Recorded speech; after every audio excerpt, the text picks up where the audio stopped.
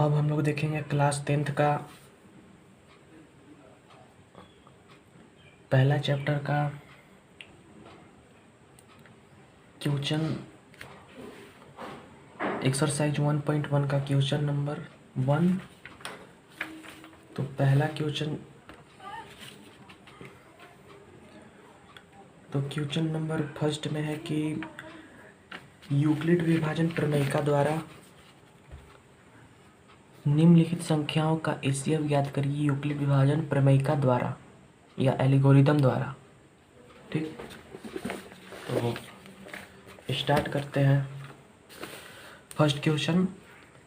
तो question number first का पहला पार्ट, ठीक है, तो मेरा है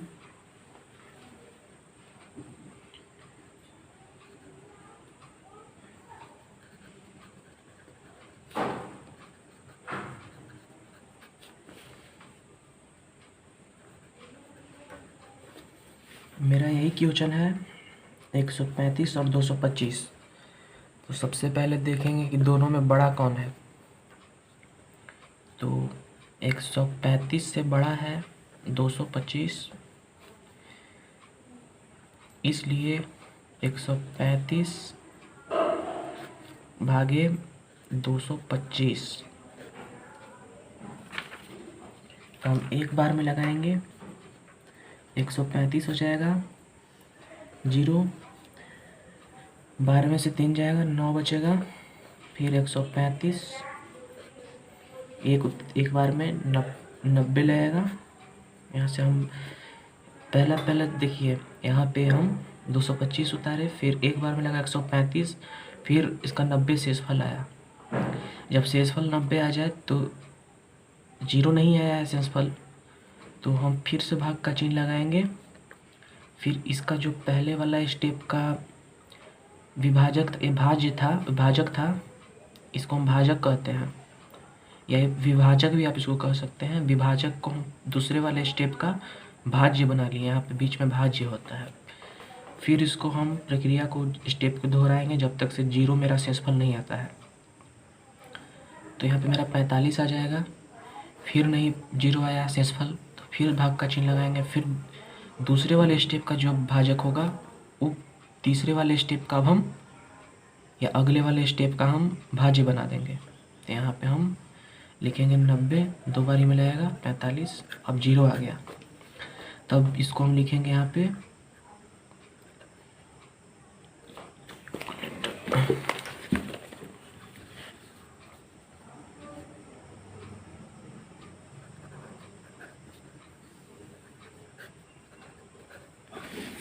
लिखेंगे हम यूक्लिड विभाजन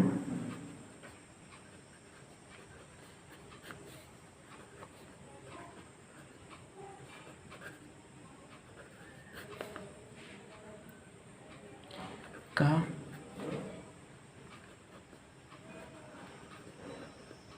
प्रयोग से, या प्रमेय की जगह पे आप एल्गोरिदम भी लिख सकते हैं। तो हम इसको भी लिखेंगे। आपको मैंने एक फॉर्मूला बताया था पिछले वाले एक वीडियो में, इंट्रोडक्शन वाले वीडियो में, कि बीच वाले को जो भाज्य होता है उसको ए बोलते हैं, और 135 इसको हम विभाजक बोलते हैं या भाजक बोलते हैं। इसको बोलते हैं हम लोग बी। फिर जो कोफिशिएंट होता है मेरा, यहाँ पे क्वोटिएंट होता है मेरा भागफल, उसको हम क्यू से निर्देश करते हैं। फिर प्लस, ये दोनों इंटू में होता है, इसको इंटू में, इसको जो शेष आता है या शेषफल आता है उसको हम आर से डिनोट करते हैं। तो यही है मेरा। और यहाँ सॉरी, एक और चीज़ कि जो मेरा होता है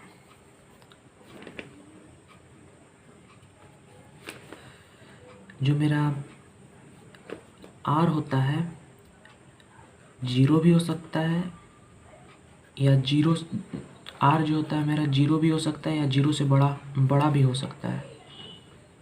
लेकिन आर जो है जब भी होगा, ये जो भाजक है मेरा उससे छोटा होगा, तो इससे बड़ा मेरा क्या हो जाएगा, भाजक हो जाएगा, यानी बी। तो इस वाले स्टेटमेंट को हम कहते हैं यूक्लिड विभाजन प्रमेय का। ठीक है, अब हम इसको स्टेप स्टेप करेंगे, तो इसकी जगह पे हम एल्गोरिदम भी लिख सकते हैं। आप यहाँ पे एल्गोरिदम लिख दीजिएगा और बढ़िया रहेगा। तो यहाँ पे हो जाएगा आपका 225 बराबर 135 इंटू में 1 प्लस का 90। फर्स्ट स्टेप हो गया ये। अब हम इसको लिखेंगे दूसरे वाले स्टेप को, तो 135 बराबर में 90 इंटू में 1 प्लस का 45। फिर इस वाले स्टेप का हो गया। अब इस वाले स्टेप का लिखेंगे और यहाँ पे लिख देंगे कॉमा देके कि r बराबर 0 नहीं है, और यहाँ पे r बराबर 0 नहीं है। अब 90 बराबर 45 इंटू में 2 प्लस का 2, सॉरी यहाँ 0 हो जाएगा, सिंपल 0 है, r बराबर 0 है मेरा। 45 ये मेरा हो गया आपका b हो गया, और 2 हो गया मेरा q क्वोटिएंट, और फिर उसके बाद भागफल q हो गया मेरा भागफल, प्लस में शेषफल मेरा 0 आ गया। तो यहाँ पे देख रहे हैं r बराबर 0 आ गया। तो अतः जब r बराबर 0 आ जाता है तो उस वाले स्टेप का जो मेरा भाजक होता है ई वाला होता है, वही ई दोनों का HCF होता है।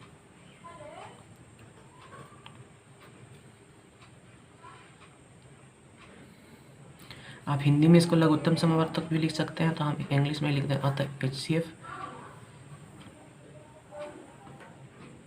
ऑफ 200 यह हो जाएगा 45। यही आपका आंसर हो जाएगा। इसको लिखिएगा ज़रूर। यहाँ पे एल्गोरिदम भी लिख सकते हैं आप लोग। अब हम लोग सेकेंड पार्ट देखते हैं। सेकेंड पार्ट में है मेरा, आपका सेकेंड पार्ट दिखला देते हैं आपको। सेकेंड पार्ट में है 196 और 3820। तो देखेंगे कि दोनों में बड़ा कौन है, तो 196 से बड़ा है, इसीलिए हम इससे इसको डिवाइड करेंगे। ठीक है, तो यहाँ पे लिखेंगे एक बारी में मेरा 196 आएगा। 12 में से इससे 12 में से 6 गया 6, फिर मेरा बचेगा 7 में से 9 गया 8, 2 में से 1 गया। ठीक है गाइज, अब हम ऊपर से 2 उतारेंगे, फिर अब यहाँ पे लगेगा आपका 9 बार में। ठीक, तो हम 9 बार में कितना होता है, एक साथ, इसको मैंने गुना करके रखा हुआ था पहले से। अब यहाँ पे मेरा आएगा कितना, 9 8, सॉरी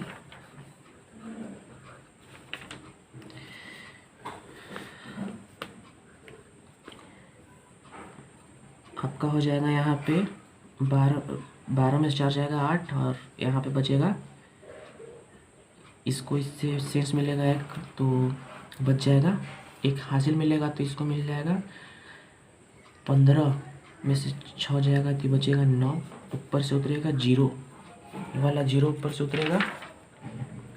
फिर 5 बार में डायरेक्ट 980 हो जाएगा। अब 0 आ जाएगा यहाँ पे, तो आप देख सकते हैं यहाँ पे 0 आ गया। अब हम इसको यूक्लिड विभाजन एल्गोरिदम द्वारा लिख देंगे। यूक्लिड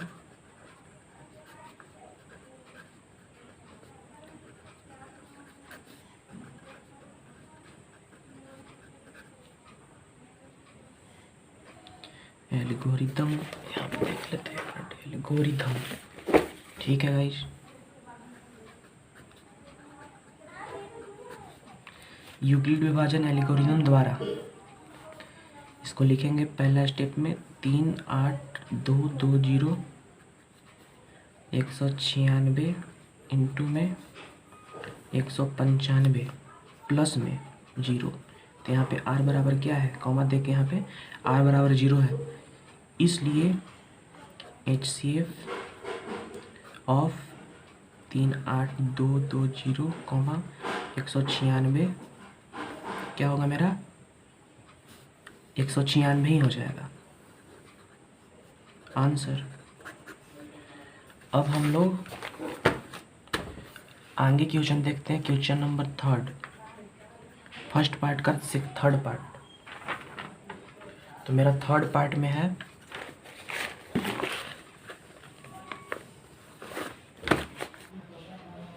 सॉरी गाइज, यहाँ पे 225 की जगह पे 255 था, तो हम यहाँ पे 255 लेंगे। अब 255 फिर 867 3 बार में लगाएंगे तो बचेगा यहाँ पे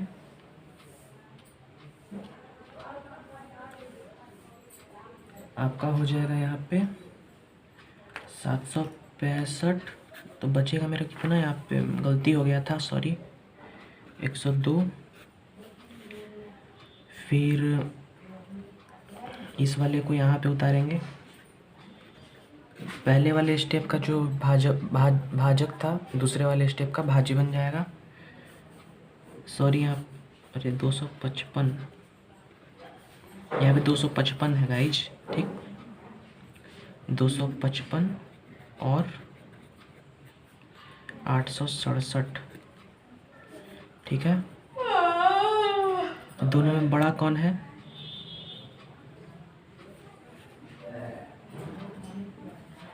दो 255 से बड़ा है 867, इसलिए सॉरी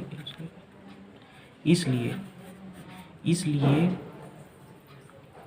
अब इसको हम कितने बार लगाएंगे, 2 बार में, तो हो जाएगा मेरा 204।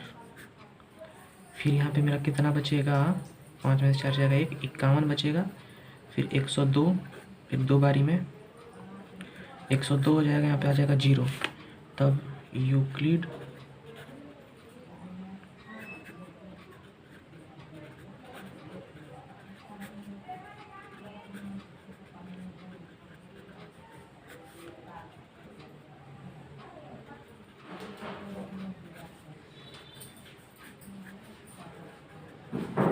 फर्स्ट स्टेप में 867 बराबर में 255 इंटू में 3 पहले स्टेप वाले का, फिर प्लस का शेषफल कितना है मेरा 102। फिर यहाँ पे दूसरे वाले स्टेप का 255 लिखेंगे, फिर 102 इंटू में 2 प्लस में शेषफल मेरा 51 है। फिर दूसरे वाले स्टेप का दूसरे वाले स्टेप का जो भाज्य है सॉरी भाजक है, तीसरे वाले स्टेप का भाज्य बन जाएगा, तो इसलिए हम 102 लिखेंगे यहाँ पे। फिर 51 इंटू में यहाँ पे 51 इंटू में 2 लिखेंगे, प्लस का 0 लिखेंगे। तो यहाँ पे सब में कॉमा कॉमा लगा के r बराबर लिखेंगे, यहाँ पे नॉट इक्वल टू 0, यहाँ पे भी r बराबर नॉट इक्वल टू 0, और यहाँ पे लिखेंगे r बराबर में 0। इसलिए HCF ऑफ कितना है 255 और 867 का HCF कितना हो जाएगा 51, जो सबसे लास्ट का होता है वही हो जाएगा। तो यहाँ पे हो जाएगा 51, तो यही हो जाएगा आंसर। तो मेरा फर्स्ट क्वेश्चन नंबर फर्स्ट मेरा कंप्लीट हो गया, उसका तीनों पार्ट। अब देखते हैं क्वेश्चन नंबर 2। ठीक है गाइज, अब क्वेश्चन नंबर 2 में देखते हैं कि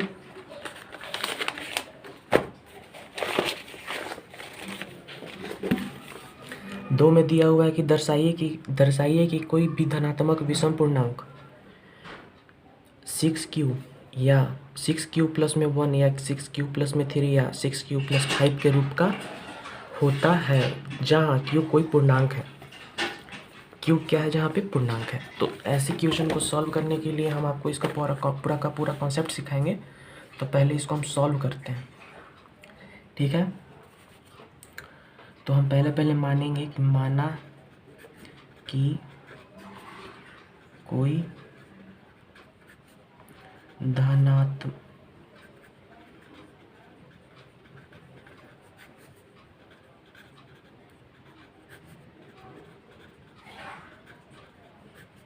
ए है, और यहाँ पे b बराबर क्या लिखेंगे तो आपको हम बताते हैं, ठीक। तो b बराबर हम क्या लिखेंगे? तो b बराबर हम लिखेंगे यहाँ पे जो मेरा क्वेश्चन है ना, क्वेश्चन में दिया हुआ है मेरा 6q+1, यहाँ पे दिया हुआ है, देखिएगा गौर से, 6q+1, 6q+3, 6q+5। तो जो मेरा 6 है, जैसे कि यहाँ पे दिया हुआ है मेरा, एक यहाँ पे एक रफ में करते हैं, 6q+1, जो मेरा 6 है ना गाइज, ये मेरा क्या है? भाजक है, यानी कि ये मेरा b है। bq+ में r होता है मेरा, bq+ में r होता है। तो मेरा b के जगह पे दिया हुआ है 6, कितना दिया हुआ है? 6। तो यहाँ पे हम b के जगह पे 6 लिख देंगे। b का मतलब भाजक, कोई पूर्णांक a ले लेते हैं, उसका भाजक क्या है? 6 है। तब हम आगे देखते हैं अब कि तो 6 हो गया। और आपको हम एक तो 6 में इसमें एक तो और बताए थे आपको कि r जो होता है 0 से बड़ा होता है या 0 के बराबर होता है, और r से बड़ा होता है क्या? भाजक। r से बड़ा क्या होता है? भाजक होता है, b होता है। ये मेरा यूक्लिड विभाजन एल्गोरिदम था। तो इसका मतलब है, इसका मतलब क्या होगा? r मेरा क्या होगा? अब यहाँ पे लिखेंगे यूक्लिड विभाजन प्रमेय, यूक्लिड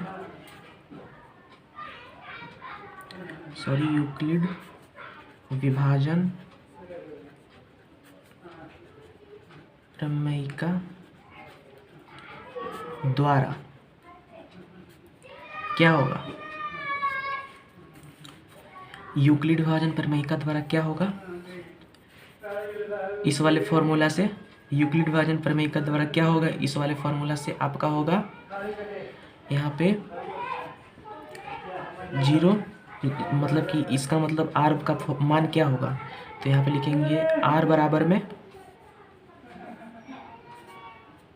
0 के बराबर है, यानी कि 0 भी होगा, 1 भी होगा, 2 भी होगा, 3 भी होगा, 4 भी होगा और 5 भी होगा। तो 0 से लेके 5 तक होगा, 6 नहीं होगा, ठीक है।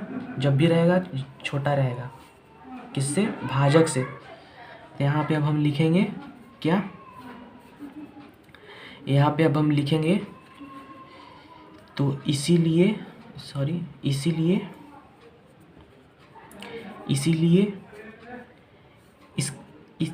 इतना सारा हमको r का वैल्यू आ गया है। तो यूक्लिड विभाजन प्रमेयिका द्वारा इसका क्या क्या वैल्यू हो सकता है? तो पहला वैल्यू हो सकता है क्या? 6, इस वाले फार्मूला द्वारा 6q+ में 0, r बराबर 0 लिख दिए, यहाँ पे r है, तो r का मान इतना सारा दिया हुआ है, फिर कॉमा देंगे, फिर 6q लिखेंगे, फिर r बराबर अब 1 दिया है। ऐसा ही लिखते जाएंगे हम, 6q+ में फिर यहाँ पे 2 हो जाएगा, 6q+ में 3 हो जाएगा, 6q+ में 4 हो जाएगा, 6q+ में 5 हो जाएगा। इतना सारा इसका मान हो जाएगा r का, अगर वैल्यू इस वाले इसमें पुट करें तो आपको ई सब नहीं लिखना है, डायरेक्ट ई सब लिखना है। चेक करने वाला समझ जाएगा कि सही लिखा हुआ है। लेकिन अब इतना सारा तो लिख दिए हम लोग, लेकिन हमको सिद्ध क्या करना है? यही 3 ठो को, इसको देखिएगा, इसको और इसको। तो यहाँ पे ई वाला कहाँ पे है? एक तो ई वाला है, फिर यहाँ पे ई वाला है, फिर यहाँ पे ई वाला है। यही 3 ठो को हमको सिद्ध करना है। क्या है? यह एक धनात्मक विषम पूर्णांक है। धनात्मक विषम पूर्णांक है तो हम इसको कैसे, आओ फिर जब ई सब धनात्मक विषम पूर्णांक है तो ई सब काहे नहीं है, इसका रीजन लिखना पड़ेगा हमको तब। तो जब इसका रीजन लिखना है तो देखिए कि 6q है, 6q प्लस में 2 है और 6q प्लस में 4 है।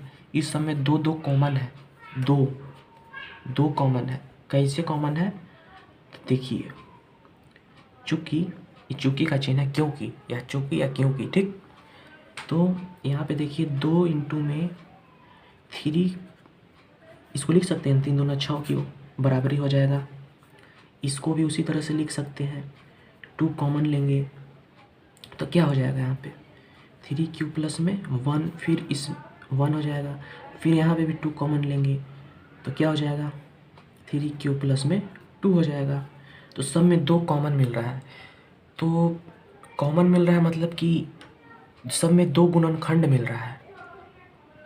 इसमें भी इसका 2 गुणनखंड है, इसमें भी इसका 2 गुणनखंड है, इसमें भी इसका मतलब गुना में 2 आ रहा है। तो यहाँ पे देख रहे हैं कि गुणनखंड में 2 आ रहा है, तो जिसके गुणनखंड में 2 आता है वो 2 से विभाज्य होता है। तो यहाँ पे हम आगे लिखेंगे,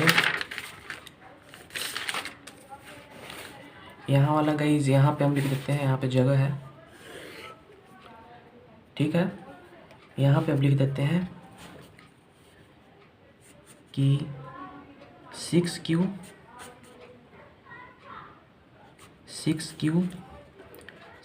प्लस में यहाँ पे क्या है 2 है, 6q प्लस में 4 2 से विभाज्य है, 2 से विभाज्य है, इसलिए ए धनात्मक विषम पूर्णांक नहीं है। आपको हम बता चुके हैं कि विषम संख्या क्या होता है, जो 2 से विभाज्य ना हो, बताया भी नहीं है, सॉरी।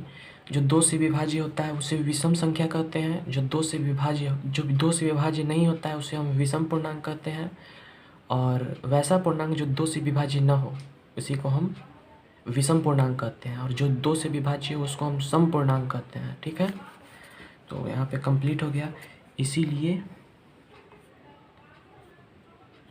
कोई धनात्मक विषम पूर्णांक 6q प्लस में 1, 6q प्लस में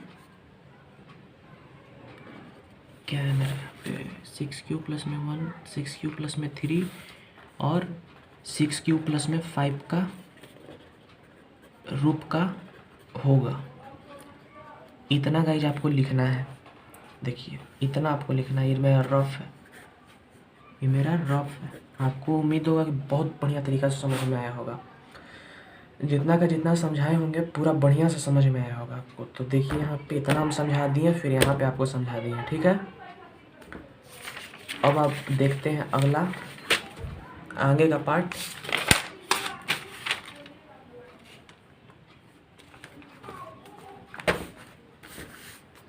अब आगे देखते हैं क्वेश्चन नंबर 3, क्वेश्चन नंबर 3, ठीक है। तो क्वेश्चन नंबर 3 में क्या है कि इसमें कह रहा है कि किसी परेड में 616 सदस्यों वाले एक सेना की टुकड़ी को 32 सदस्यों वाले एक आर्मी के बैंड के पीछे मार्च करना है। दोनों समूह को समान संख्या वाले स्तंभों में मार्च करना है। उन स्तंभों की अधिकतम संख्या क्या है जिसमें वे मार्च कर सकते हैं। तो जब अधिकतम संख्या निकालना है, अधिकतम से अधिकतम संख्या निकालना है जिसमें वो मार्च हो सकते हैं, जब अधिकतम संख्या निकालना होता है तो हम HCF निकाल देते हैं। तो HCF ऑफ क्या लिखेंगे यहाँ पे, HCF ऑफ कितना है, कितना दिया हुआ है 616 सदस्य दिया हुआ है, 616 सदस्य दिया, सॉरी 616, सर इसको काट देते हैं, HCF ऑफ 616, HCF ऑफ 616 और 32। तो इसका हम HCF निकाल देंगे। तो HCF क्या हो जाएगा इसका? तो पहले देखेंगे कि 616 में बड़ा कौन है। तो 616 बड़ा है 32 से, तो बस हो गया, 32 को 616 से डिवाइड कर दीजिए। तो डिवाइड करते हैं इसको हम, आपको बताए हैं कि यूक्लिड विभाजन द्वारा कैसे हम डिवाइड किया करते हैं। तो एक बारी में कितना आएगा? 32 घटेगा तो कितना आएगा? यहाँ पे हो जाएगा 9, 11 में से 2 गया 9, और फिर यहाँ पे बच जाएगा 2, सॉरी। फिर ऊपर से 6 भी बचा हुआ है, तो यहाँ पे से 6 उतरेगा। फिर कितना बार में लगेगा? 9 बार में, 9 बार में यहाँ पे लगेगा, ठीक है। फिर कितना हो जाएगा यहाँ पे? 9 बार में लगाएंगे तो 288 आएगा। तो 288 आएगा, तो यहाँ पे कितना बचेगा मेरा? यहाँ पे मेरा कितना है? 6 है, ठीक है गाइस। 16 में से 8 जाएगा, कितना बचेगा? 8 बचेगा। इधर तो मेरा 0 0 कट जाएगा, 0 हो जाएगा। फिर पहले वाला स्टेप का जो मेरा भाजक होगा दूसरे वाले स्टेप का भाज्य हो जाएगा, ठीक है। तो 8 चौका 32, 0 आ गया। तब हम यहाँ पे लिखेंगे यूक्लिड विभाजन एल्गोरिथम द्वारा। यहाँ पे लिखेंगे यूक्लिड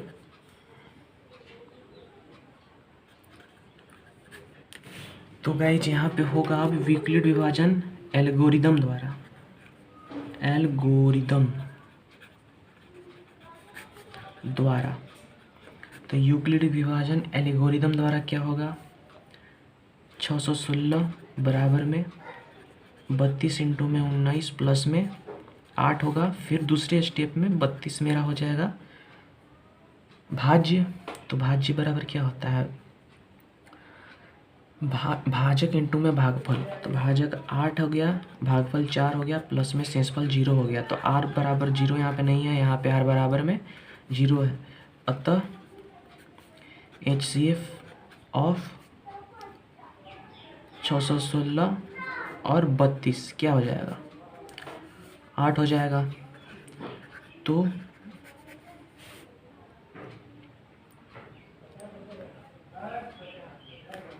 यहाँ पे हम क्या लिखेंगे कि अधिकतम संख्या क्या है जिनमें ये मार्च हो सकते हैं।